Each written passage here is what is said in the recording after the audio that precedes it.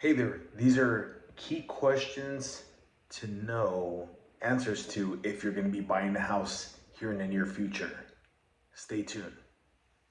First question that we have is going to be, what is your budget? Okay, so knowing an idea of what your budget is on the monthly payment for your home purchase. All right, so I want to know roughly what you expect to be paying on a monthly basis. Now, there is going to be a little bit of reality check. A lot of times customers think, homeowners think, or potential homeowners think that it's going to be, $1,600, $1,400, $1,200. They may see some estimate online. A lot of times those estimates are not incorporating taxes, insurance, mortgage insurance, all those other things that are typically going to be incorporated into a monthly payment, which is called escrow. When it's escrowed, that means all those things have to also be rolled into the monthly payment to make sure that they're paid at the end of the year. So they're accumulated on a month-to-month basis, and at the end of the year, they're dispersed to the insurance company, or they're dispersed over to the for the taxes to the city or to the county of the area that you're living in. So, to answer the first question, you want to make sure you have an idea roughly of what your budget is. One key recommendation is getting pre-approved. Okay, get pre-approved. You'll find out your buying power, so that you know based on your income, your credit score, and the down payment that you have saved up, or the funds that you have saved up for your closing. You'll know roughly what your buying power is going to be monthly payment wise. All right. Question number two is, do you work in the city, or do you work in the area that you're trying to buy a home in? Okay, this is a key question as well. We do get a lot of people here in Houston, in Texas, that are trying to buy a house, but they're still living out of state. They're planning to move here in the future, but they're beginning the process now. And they don't already have a relocation assignment here in Texas or in Houston.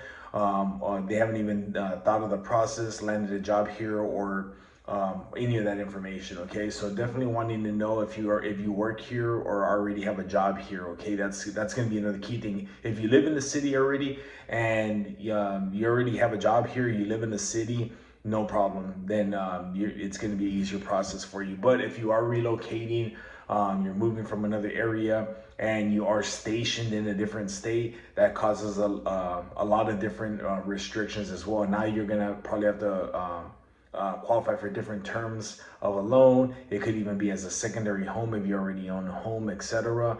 So that's another question that we want to definitely know the answer to, or already have an idea, have a game plan of how you're gonna strategize to get a job here or get a relocation assignment here. Talk to your employers if you are moving from another state to the state that you're trying to purchase a house in. Okay, if not, it maybe end up having to go as a secondary home loan. A lot of times those rates, those down payments are going to be a higher cost or high amount that you have to put down. All right, jumping into our next question: who are you buying the home for? So are you going to be buying the house for yourself and your family? Are you buying it because you're helping another family member qualify for a home?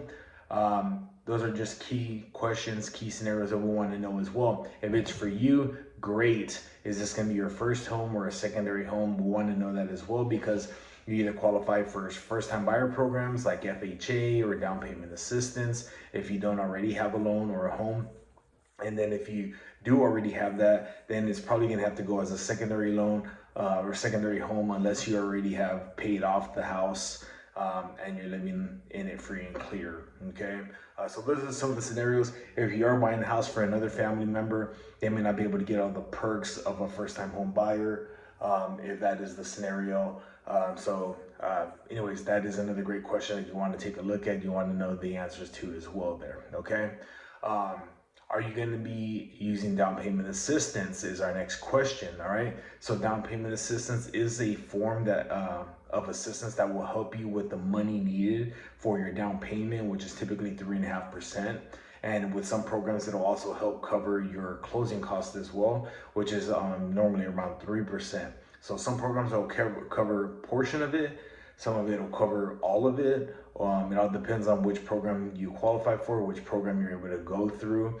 Again, you cannot have two running at the same time or consecutively, so it can only be one at a time. All right, with the down payment assistance programs, if you already have one of those loans or assistance programs, more than likely you're not going to, well, not more than likely, you're not going to be able to have two. Okay, if you're helping somebody as a co-signer and you already have one, you're not going to be able to use it again for that person.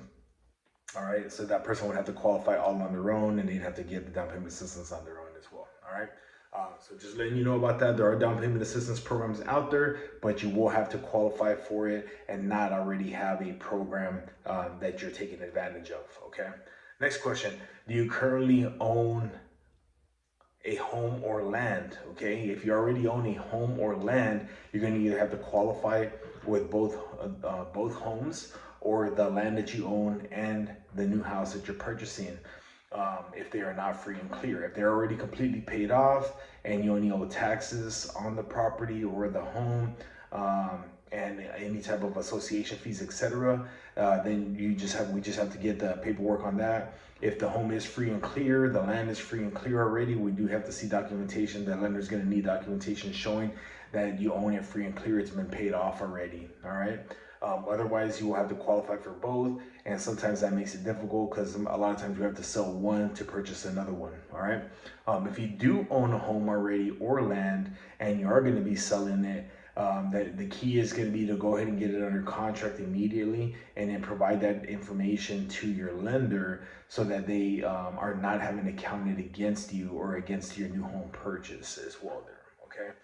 So that one's a little bit easier of a question to answer, and not as much nitty gritty or detail to that. What is most important to you, payment or cash to close? Okay, so that's another key question that you want to ask yourself. You'll want to know the answer to as well. Which is going to be more important to you, having a lower monthly payment or having less cash to close? The reason why I bring that up is, especially with new homes, new home builders, they're going to help you sometimes with one or the not necessarily one or the other. Either we can go with a lower price house to get you a lower payment, if you're not putting down a lot of down payment, to get you that lower payment in that manner, or we can also use sometimes the builder incentive money to buy your rate down to get you a lower monthly payment in one scenario. In the other scenario, cash to close, we would use the money, the incentive money that is offered by the builder and for the lender or for the purposes of your loan, and we would apply it to your closing costs. So that'll be an area where it's less money out of your pocket, less cash to close that you have to come out of or come up with whenever you close on your house. Okay, so definitely want to know the importance to you between your monthly payment and your cash to close. All right, so great question there for you to know the answer to. Start thinking about that for yourselves as well. Next one is going to be, are you a non-permanent resident? Okay, a lot of times if you're a non-permanent resident, we're not oftentimes. Nowadays, this law was passed, I believe, in May, or this requirement. If you're a non-permanent resident in the United States, you have to automatically go with the conventional loan. So that changes things up because you're not able to get the lower FHA rates or the lower down payments from an FHA loan. Because of this reason, you automatically have to go with a conventional loan there. A lot of times you have to put more down payment, and oftentimes you have to have a higher credit score as well. You have to have like a 680 and up into the 700 credit scores to be able to qualify for some of these programs under conventional as well. Okay, but just make sure that you know that in the scenario that you are a non-permanent resident. Okay, and then another question that we have here is, will your spouse be attending the closing? And are you married? Married or both? Let me see. I couldn't read my handwriting here, so I apologize. Will you be attending the closing you yourself first? Okay. If so, that's the easiest way, because we set up the requirements. We let you know prior to you closing on your house what is going to be needed: ID, the form of payment for your cash to close, as well as it going to be a cashier check, a wire transfer directly to the title company. We get all those things aligned, get all that set up before you come out to your closing, and that way it runs everything as a smoother closing for you and your home. Also, if you are going to be attending your closing, are you married? Okay, because both people, if you are married, both people do have to be available at the title company to sign and to close on the property. All right, so if you are married, even if you're separated, if you're married, both parties have to be there. All right, so there's no way around it. You will not be able to close. So even if you try to lie, try to finagle it, not that you're gonna lie, but if you finagle it, try to not voice it or not say anything, if it comes up, if it ends up showing up when they pull your credit, or even in your taxes, right? If you've done you filed tax returns with another person, that kind of will signify that you are spouses, okay? And in that scenario, if it does come up, you're gonna need both parties. If not, you're not gonna be able to close, and likelihood you'll probably end up having a cancellation on the purchase of that home, okay? So if you are married, yeah, when you will both have to attend the closing and both sign in person there, okay? If you're not going to be attending the closing in person, and it has to be a remote closing, or yeah, you're in another state or you're going to be out of the country, there's going to be a different guidelines that you have to follow for that to happen. It can happen, but you want to make sure that you notify your lender, your salesperson, and the title company with enough time so that they can coordinate everything for you. A lot of times that's to be done at one of the embassies. They have to have a notary there. They have to have a representative there at the embassy as well, to verify everything is accurate and that the people that are signing are the people that they are. And so that takes a little bit more work. And then plus, once you finish signing, the closing doesn't happen immediately. All the information has to be curried back or shipped back over to our title company, verified, and then they proceed with the funding for closings there, okay? So anyways, just wanted to share some questions with you that we had this week in our sales meeting. And I thought there were great questions that our lender brought up for us to want to ask our customers, and to just inform people that are starting that home buying search and process, so you can start kind of gathering your information, and being prepared and being ready whenever you do go out and make your search and find that perfect home for you and your family. All right. So this is Cecilio Moreno. My name is Cecilio Moreno. I work in new home sales. Been doing it for such a long time.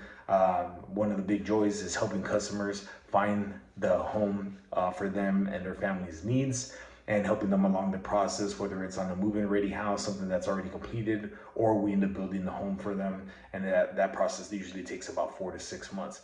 Either way, if you have any questions, you can always reach out to me. Be glad to help you guys out. My phone number is 832-291-0064. You can always reach me here either in the comments. You can just drop a line there. Let me know. You can always send me a direct message as well, and I'd be glad to help you out. I can reach out to you by phone or by email. All right.